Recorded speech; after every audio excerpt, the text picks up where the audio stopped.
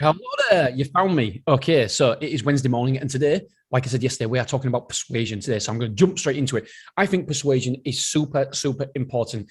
Every single day, you're using persuasion. You don't even know you're using it, whether you're married, you've got kids, whatever. You're persuading people to see and do things the way you see the world and the way you want things doing in the world. In a relationship, we are constantly trying to persuade the other person. When you're single, you are constantly trying to persuade somebody to go on a date with you. When you're chatting somebody up, whatever it is, you are persuading somebody. It's like sales.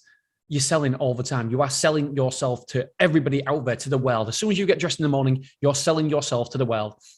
And so persuasion is so important. That's why I love reading about it, learning about it, educating myself, and seeing how I can become a better persuader and persuade people basically to see the world that I see it, the way I see it, and do the things I want them to do. Why wouldn't we? Obviously, that's what we want to do. So persuasion is very, very key. Okay, so there's three things here that I want to go through. So 3 points of persuasion. You let it sink in. That's number one. You let it sink in. Give the person a chance to absorb what you're saying. That is crucial, my friends, because if you just, I can't think of an example, but if you say something and then you just talk straight past your point, that isn't going to help you. You've got to let them absorb it.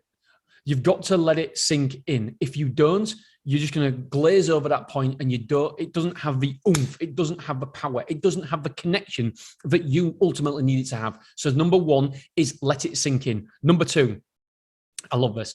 I love number three as well. Solve a problem and present somebody with a solution to get their attention. Solve a problem and present somebody with a solution. This will get their attention. Number three, this is crucial.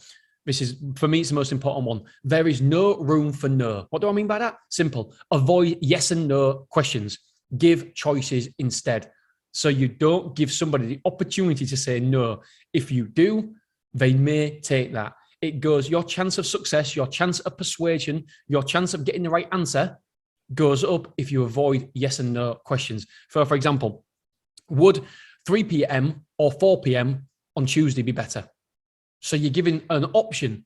You are not giving them a choice of yes and no. You're giving them a choice of, it's a yes. Is it 3 p.m. or 4 p.m.? Which one's best for you? Is it 3 p.m. or 4 p.m.?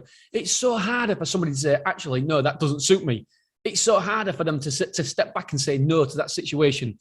So you're giving choices and you're avoiding yes and no answers, questions. Right, my friends, that is it. Tomorrow, we are talking, it was on My First Million podcast. It was brilliant. I will treat you the way you want to be. Now, that is so crucial. I will treat you the way you want to be.